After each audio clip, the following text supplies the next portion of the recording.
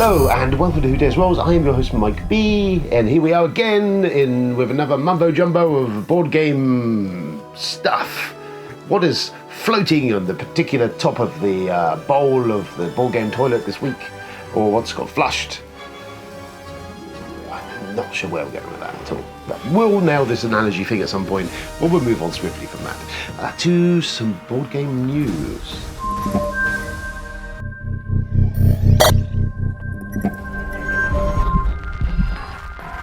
Here is the news. Portal Games have made some fairly solid announcements. They'd announced some releases earlier in the year at PortalCon, but now they've solidified the dates around these.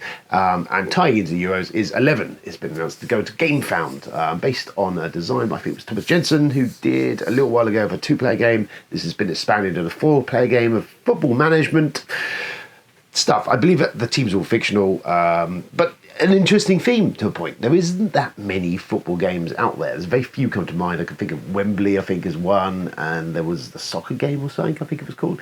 There's not many of them. So it is a theme ripe for it. There must be. I mean, Ignati's quite a big football nut, and I know the people out there. Personally, never really got the thing for football. I understand it, just don't get the ooh for football.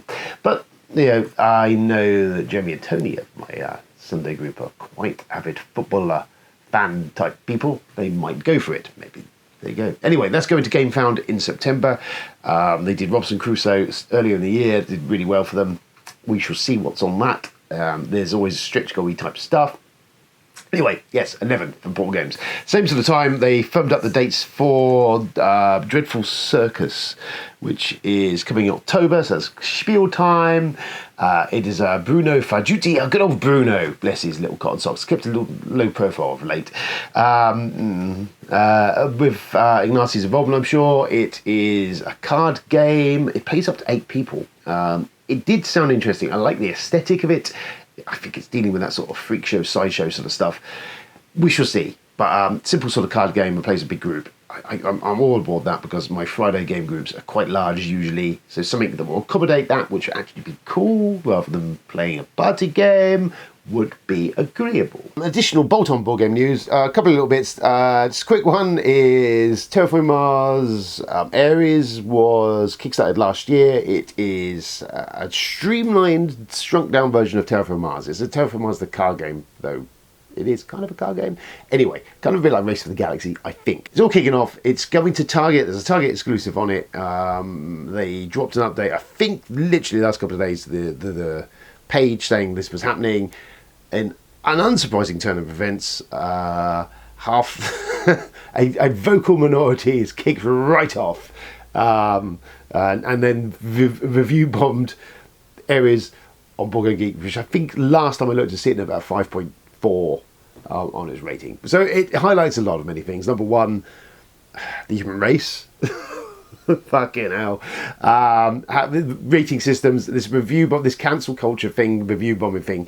I get that it is a thing that you can do, but it always seems to be, it's a vocal minority of kind of sore man babies 90% of the time.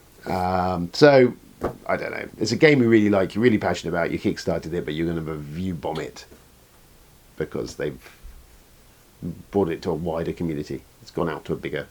So confusing. Anyway, that happened. And then the news. So, GF9, in a final attempt from various people to sabotage here's my Dune comparison video, have now announced that they're bringing out a new version of the reprint of Dune. So it's a reprint of the reprint of Dune. This one is with the licensed legendary movies, Denis Villeneuve Dune movie, so it's got all the actors and stuff and all that. It's that version of it, but it's not just a reskin with the movie theming. It is apparently a shrunk, and they've not released much details, but essentially it is a compressed down version of it from the little bits and pieces I've managed to pick up from it. It only plays up to 4 players, I believe. It's only got the 4 main factions of the movie, so it's Harkonnen and Atreides, probably Bene Gesserit and Fremen, I guess. It's sort of that. So that's kind of, it's only those 4 core family in there, everything related to that. It's been tweaked in such a way that everyone has cards, fight cards. It's done in such a way that they've essentially streamlined what can be in Dune, a 4 to 5, maybe even 6 hour game. They've kind of cut off the 3 or 4 hour preamble of everyone kind of prepping and doing stuff, and kind of compressed it down, right down into a couple of hours worth of gameplay. So it kind of throws you into the mix. That it basically becomes this knife fight in an elevator, which Dune eventually kind of gets to after a few hours of play. So somehow the process is they've sped it up so that you sort of get down to that moment, that sort of every shit kicking off, fighting over territories, all that stuff going on. It does sound kind of cool. I mean, I like Dune, as we've clearly we've sorted this out already.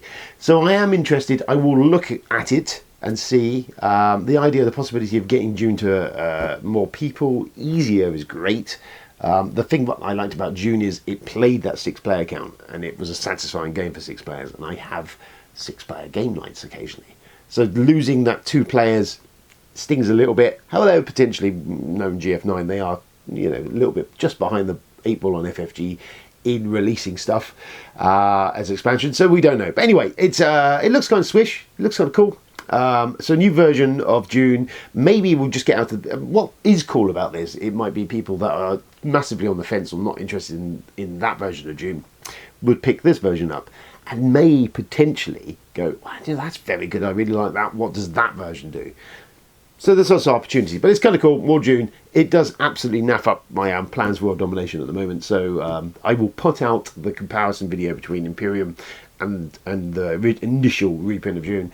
And then down the road, we can have a big mammoth Dune video of all the Dune games. I've gone for 20 years of my life with no Dune games, and now I have all the Dune games. So that's kind of cool. We shall see. Anyway, that's more news. And that's it for the news that I can think of, really. So we will leave it there. Let's unbox some stuff.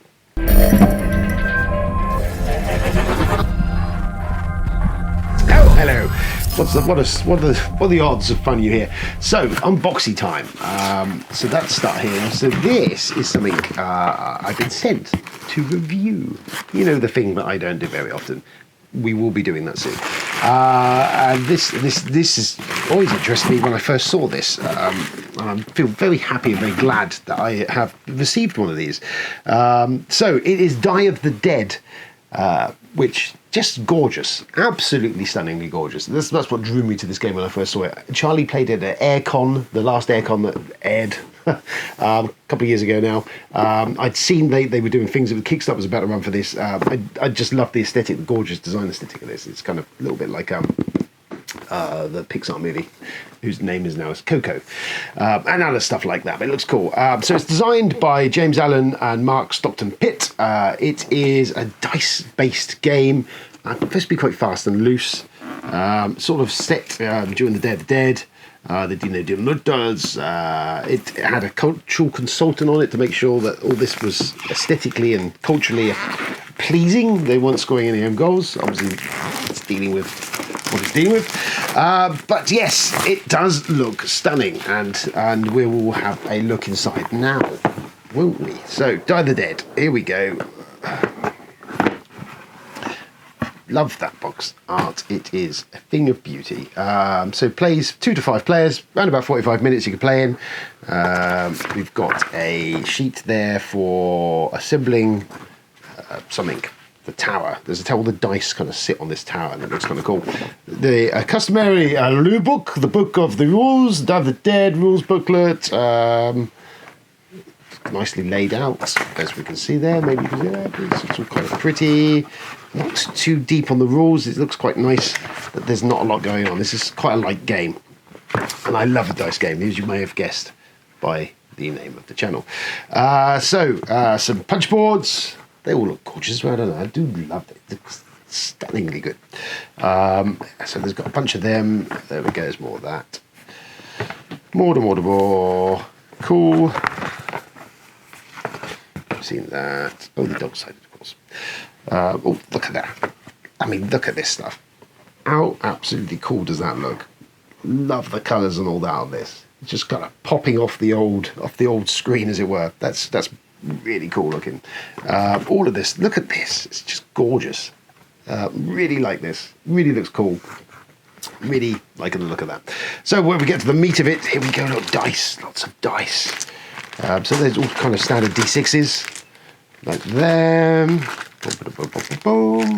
And then we've got some custom dice in here with the little candy skulls on them. They're all kind of cool.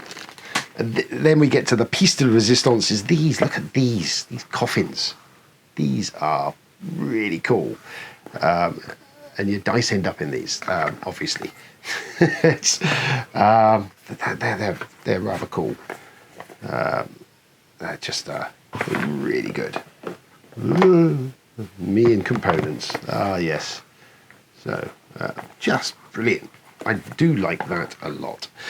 So that's Die the Dead, which I will most certainly, absolutely, without a shadow of doubt, be getting to the table this weekend with the boys. I can't put this back. There we go. Just cool. The components in that are absolutely stellar. Really good stuff. It just looks cool as all get out. So yeah. The object of the game is the Day of the Dead. The players play as friendly spirits helping guide souls up the marigold steps back to the land of the living. The first player to have one of their souls reach the village wins. So that's pretty much it. You've got the steps, which are these bits here that you build, and you end up with the dice on there, sort of going up it. Really colourful, really just looks astounding. Table presence. Cannot wait to dig into this one. It's really, it just looks really good. I'm really excited about it. I'd like every sort of, it's nice to get excited about a game. Then the next thing is actually something I bought for myself. Because, I don't do that very often. It's one I kind of looked at from afar when I think it kickstarted. And it kind of, the theming really grabbed me. It's Barker's Row from Overworld Games, 2 to 4 players, 24 to 43 minutes, random. Designed by Stephen Arnhem and illustrated by Andrei Elgati. This is, again, it's a game that aesthetically it sits very well with Day of the Dead, actually. It's just, by luck, this cropped up. So this I picked up very cheaply on Games Law. If you've been to Games Law, you know of Games Law, they have a secondary site called the Board Game Guys and Girls Basement, and upon that site they fairly regularly post up some absolute stonking deals of stuff. It's maybe old Kickstarter stuff, things that's come out, maybe stuff that's actually sometimes quite good, but just hasn't got traction, hasn't sold in any great quantities or whatever. Who knows? It's almost like Bangkok Scott, but it's not.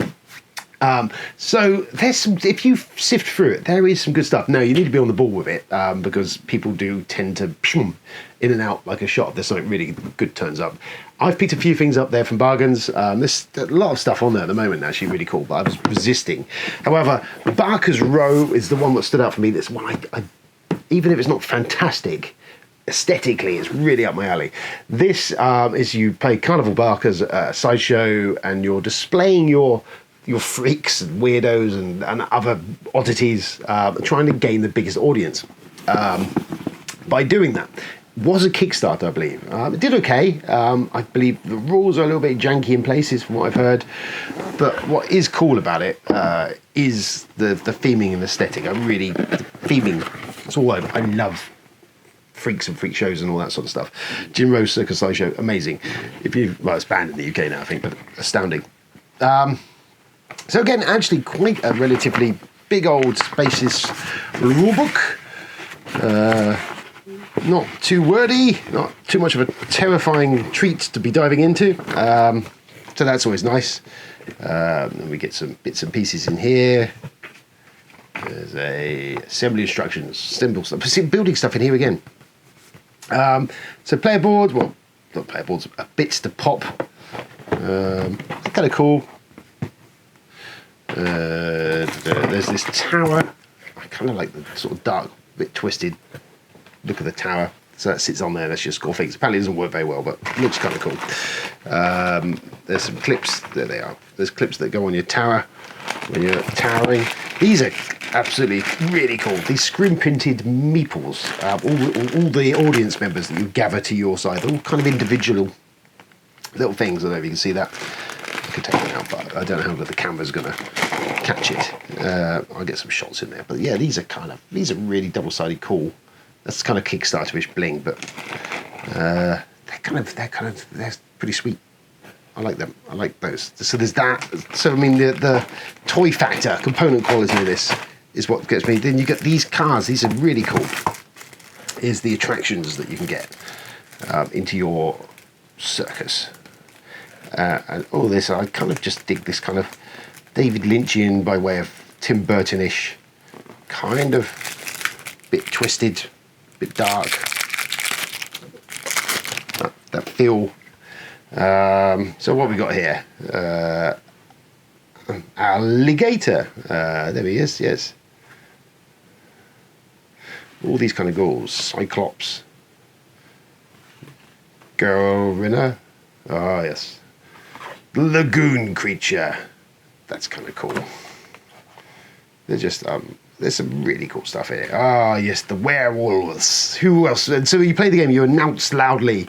As a barker, you would announce your werewolves. Ah, yes, look at this tusk terror. To try and bring these people into your thing. The good old bearded lady, the human blockhead, Claw the Clawed. These are kind of cool. They're a bit Mignola. If you've seen Mike Mignola does the art for Hellboy. Kind of that same sort of feel. Professor Pyro. Strongman. Everyone needs that strongman and a sword sorcerer. But yeah, there's one for Charlie, the three-headed shark. So these are kind of cool. It's like a drafting game. You play out your things. There is some other cards there, which is Barker cards. I guess use that to multiply what's going on. I don't read the rules, just the aesthetics. So they're cool. There's unboxing for a couple of things there. They are kind of cool looking. I like that. They've got toy factor. We're building stuff. I mean, all the good stuff is going on. So that Barker's Row, I think it was about 12 quid. I think 12 quid. I mean, the components alone on that, absolutely worth grabbing. There's Martin Wallace games on there as well that are well worth picking up if you want. So yeah, those cool. So there's a review thing coming up. Barker's Row, I will be playing at some point. Whether I get around reviewing it or no, but I will give you a rundown as my feelings and thoughts and feelings on that. Just quickly, if you're on the bargain chart, so if you book game Guys and Girls Basement and all that, this fluff is at the pound shop at the moment for shock horror. The shocking value of it's for a pound. Who would have thought that? So yeah, fluff. Now, I mean, this instantly kind of took my attention anyway because it's called fluff. Be the best fluffer. Me, I don't think that you think that I think that that is what you mean that does mean.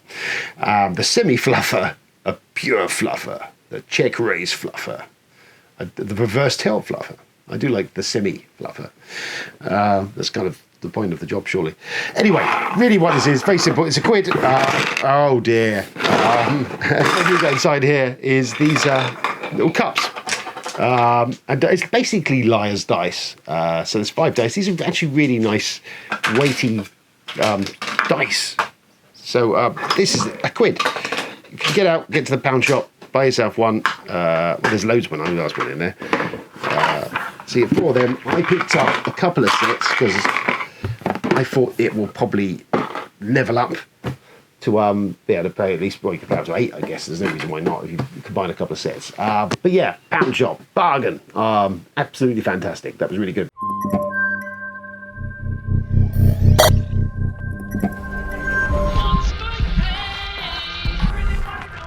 Oh yes, played. Not much this week. Friday is working late, so I did get a Friday game crowd in. However, I did manage to squeeze some games on Sunday, Father's Day.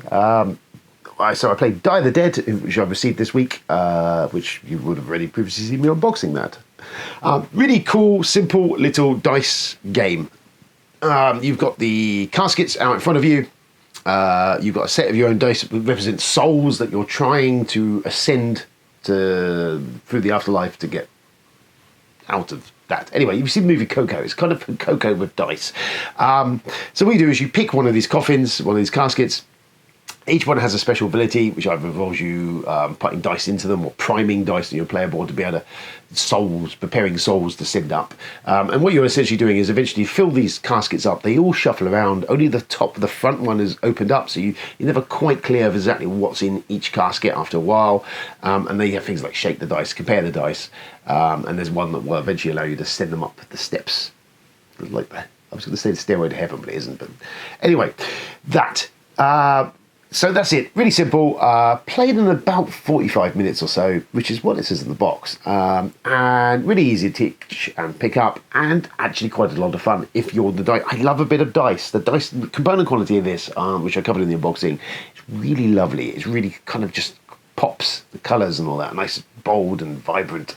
And it's got that, let's say, Day of the Dead vibe to it, all the candy skulls and just that look. And it looks kind of just lush and luxurious. Really like the components. The caskets are really nice put together. They look cool. The dice are great. Really nice, solid kind of. I have a good solid dice, and these feel nice and firm, really well etched. So everything is kind of top drawer, really cool. It isn't a deep game. It isn't a big strategic game. There is some random in there, but it is thoroughly entertaining. And you can pick it up and blast away at it. And I already say comes highly recommended. Really great stuff if you're in the market for that sort of light, fillerish dice game with an interesting theme, good components. Really just looks kind of cool. It's really great table presence. I don't think you can go far wrong for that. It's a great deal. Have a look around for that now. It's just hitting retail off the back of its Kickstarter, and I will be interested to see what the guys from there, I think it's A7 Games, have got lined up next. And then managed to break open my Father's Day present, Empires of the North. I received from the Nippers. Little young Mr. Isaac was very happy to help me that. That slightly terrifying moment because I was I'm punching the game and opening up while I was sat with him, and he thought that looked kind of cool and started helping me punching the player boards. Now, what you don't want to do is have a 3-year-old doing that, or 2-year-old, because there was stuff flying everywhere and he tore one of the things. It was just, I think some people would have had a small nervous breakdown. However, he enjoyed that. Cool little man, was involved in that board game baby, and it was nice to a shared moment of unboxing of a board game. Maybe I'll get him to do an unboxing at some point now. I think that could be a car crash waiting to happen. But yes, Empires of the North. It is Imperial Settlers 2.0. Really, it's a much streamlined and simplified version of Imperial Settlers. I played it at the expo where it was launched, or just before it launched, and I enjoyed it. I thought it was really good. Me and Jamie played it, and it had that Imperial Settlers vibe, but in a much more streamlined way of playing. So we broke it to the table. I had to refresh my brains because I've not played it for a year or two. And it relatively easily pick up. And the rulebook, hats off to Portal. They had a bad run of appalling rulebooks, a good 5 or 6 years ago. They've really sorted their life out, actually. Rulebook in that, really good, really solid. They were to pick up the game. We played off the rulebook and got running straight away. Yes, I knew a bit about what we were doing, but it still needed a little bit of the old grey matter to be kicked into gear. Yeah, really good. If you've never played the Settlers, Imperial Settlers, or any of those games, I personally would say at this point in time, Empires of the North is a great jumping on point as a much more simplified version of that Imperial Settlers system. I think Imperial Settlers has still got a lot more meat on it. It's an engine builder. There's a lot more thinky going on. There's lots more paths to victory in the original game. This one is where you're running off of a more streamlined deck. I get the feeling that each of the civs has kind of 1 or 2 main paths to victory, rather than kind of with Imperial Settlers had a much kind of this nebulous kind of way of getting to there. There was a lot more going on. There's lots of spinning wheels and stuff you could do. This one is much more locked down. You've got your deck, and that's all you have. And I think it works in that, and I think it's something where you could play again and again to kind of refine your strategy to how you best play that Civ's deck. Is good, and I think if you're looking for that, it's a nice medium weight sort of engine buildery type game with some interesting decision process going on. And it was enjoyable. All the guys enjoyed it, played it. I can't wait to play it again. I need to get it to table anyway because I want to try out the Egyptians, which is the new expansion that came out for it that I've sent to review. So I will do that down the road. But yes, if you are on the fence at the moment in time, Really good. I recommend Empires of the North. I like Imperial Settlers anyway. I've enjoyed that since it came out. But I think actually Empires is a nice, easier entry level for people who've not played the games. And if you enjoy that and you get on with it, then potentially you can always dip your toe in the full. I say the full experience, but the much more gamery sort of involved experience. Love the illustrations, art design, and all that on these cards. They look really good. It's a really good sort of, you can look at each card and there's lots of little stuff going on. Really good. Anyway, really enjoyed that. Empires of the North, Border Games, again, comes recommended anyway. I will get around to doing a review, but for the minute, I would wholeheartedly say it's a great game. It's really good. I love Imperial Settlers. I really enjoy Empires of the North. Excellent. So there we go. There's this week. Me, myself, personally, not been able to... I've been working a lot of silly hours at the moment this last week or so really haven't been able to indulge myself in anything too pop culture or fun or thrilling. However, I did finally, over the last few evenings, actually dug into The Falcon and the Winter Soldier, which is something that came out a while ago, Marvel. I'd watched about 2/3 of the first episode, and more production quality and all that. It looked gorgeous, didn't grab me. I finally sat down and kind of a steamroll through most of it. I think one episode to go. And it does get better. It's a little bit kind of all over the place of what it is trying to do. I know it got a load of shit from one angle because it's dealing with political things and it's kind of dealing with a lot of fairly current event-y in regards to racial awareness and PTSD and all sorts of cool stuff. And actually, to be fair, when I'd first seen it, there's Wyatt Russell, it's Kurt Russell's son, was playing, the name escapes me now, but he was essentially the new Captain America. And I always thought he looked a bit doofy in his outfit. I wasn't convinced, I wasn't. But having watched it, and I know he got some flack for it, actually, his character art's really quite interesting, and what they do with it, and he does a cracking job of it. There's a couple of really iconic shots, big comic book iconic shots in there, and I'll be interested to see what they do with that character down the road, because yes, I quite liked what they did with that. As a whole, I don't know yet because I haven't watched it all, but yes, once I sunk my teeth into it, it was quite interesting, not bad. It's not a One Division. Still got Loki going on. I need to watch the second episode of that. But that was it. I don't think I've really managed to watch a whole lot else, really. Zack and Mira Make a Porno, I watched that. It was a bit of a Seth Rogen run at the moment. That made me chuckle. That's worth entertaining. And there's, just on that, actually, news is Kevin Smith and Jason Mewes, if you've ever watched any of the View Askew movies or Jay and Silent Bob movies, they are doing a D&D game thing. For Critical Role, I'm going to say. It's definitely coming up for a charity thing. But I know that Smith and Jay are in that with a bunch of other actors, comedians as well. Name escaped me, but I did see they were coming, and that's coming. So I might try and watch that because I'm quite a bit of a Kevin Smith fanboy. He's kind of missed a trick a few times since, but he makes me chuckle. That is it, I think, actually, for me, really, this week. As we can see, this is the new look with the same old shit. Here we are, doing that thing. I will be down the road. Charlie's just had his Nemesis unboxing put out. I've got a video from him of his Grail games, his Grail RPG games to put together. I've got the Dune comparison piece I'm working on. I need to do that, plus some reviews, plus some other stuff, all sorts of things. Just basically lots of stuff to do, not got it all done yet. Thanks for tuning in anyway. I've been Mike B. This has been Who Dares Rolls. And that was a great big mumbo jumbo of board gamey stuff for this week in June, I think. Catch up soon. Have a lovely week. Enjoy the weather. It's shitty at the moment. And we'll be back soon. Ta!